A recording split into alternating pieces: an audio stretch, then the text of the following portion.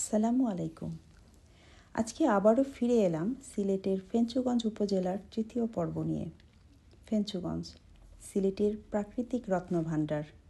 ইতিহাস ও ঐতিহ্যে ভরপুর এই জনপদে মিশে আছে কালের ধ্বনি।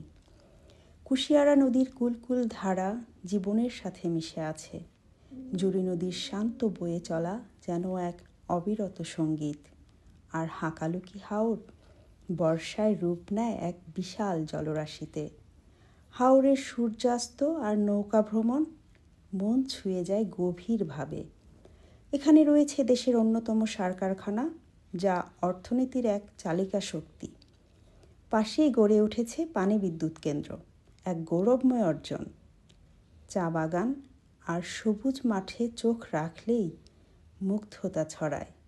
ফেঞ্চুগঞ্জ প্রকৃতি, ঐতিহ্য আর আধুনিকতার এক অপূর্ব সংমিশ্রণ। আমাদের ধারাবাহিক পর্বগুলো যদি আপনাদের ভালো লেগে থাকে তাহলে কমেন্ট করে অবশ্যই জানাবেন। আজকের মতো এ পর্যন্তই। পরবর্তী পর্ব পাওয়ার জন্য আমাদের সঙ্গেই থাকুন। সেই পর্যন্ত সবাই ভালো থাকুন।